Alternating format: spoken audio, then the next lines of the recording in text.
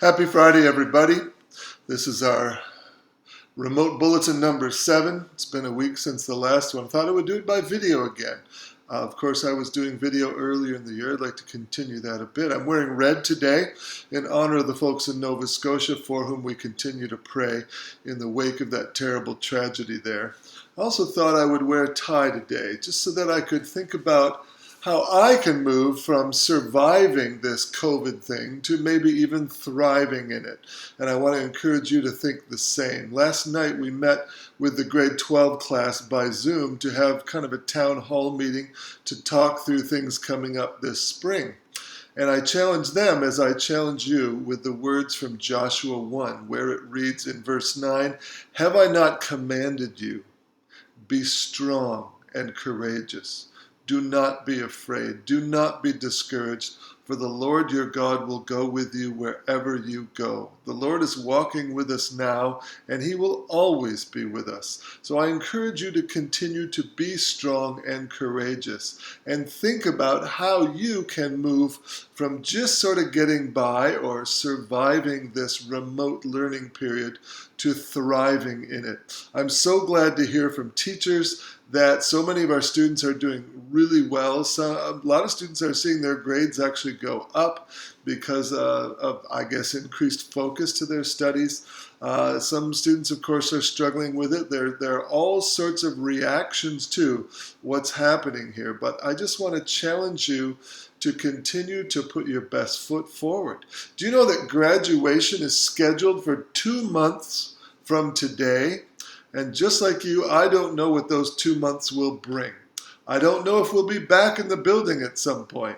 It appears maybe we will not, but we will await word about that. And in the meantime, the teachers are committing themselves to just continuing to improve how we allow you to keep learning during this time. So we're hoping that you attack this with a certain growth mindset as well. We are learning a lot about how to teach, and you are learning about yourself as a learner, there's no question. Keep leaning into how you can thrive during this time.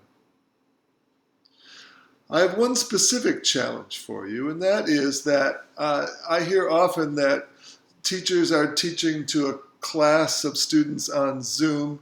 I know Zoom is kind of a dirty word these days. Maybe some of you are sick and tired of Zoom, but it is a good way for us to connect and even instruct at certain times in the day with certain classes. So when you're in a Zoom meeting, my challenge to you, and I can't insist, but I suggest that you put your video on and show your face. Maybe do your hair up, put a nice shirt on like I did today, and participate in video mode as opposed to just throwing your name up there.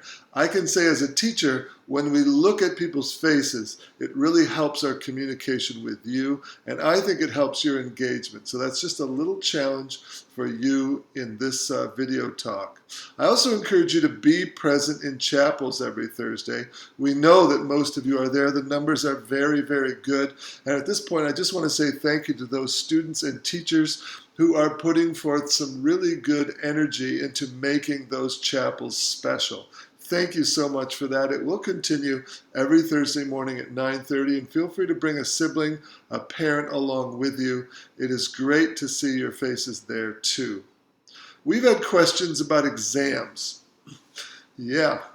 Let's tackle that one. As I said to the grade 12 students last night in our town hall meeting, we are in the thick of conversations about how to structure our final assessments. So there will be final assessments. We are being given some flexibility with regard to whether those final assessments are 30% of the final grade like usual, or whether they might be a little bit less. Probably in most cases it will still be that 30%. And it will be a combination of things. And your teachers in your classes will share that plan specific to those classes with you. But I want to just tell you that there will be some exams. My guess is there will be fewer than normal, but it's likely that most of you will write at least one exam, and this will vary from course to course according to the teacher's discretion. So get ready for something a little different than normal, but there will still be some exams happening, and in some classes, teachers will choose not to do an exam where they ordinarily would have and create a final assessment. We're also talking about how we're going to give structure to the last week or 2 weeks or whatever it ends up being so that the final assessments are contained in a certain duration of time, and we're very careful about where exams are placed in that. But you can count on the school year going as long as it normally would, and we will tell you more about those final assessments. I wish you a wonderful weekend. Did you know that it's going to be warmer tomorrow, and that next week, most of the week, we will see double-digit temperatures? Oh my goodness, it'll be nice to have spring really here, especially during this remote learning period. I wish you a good weekend. Nice talking to you.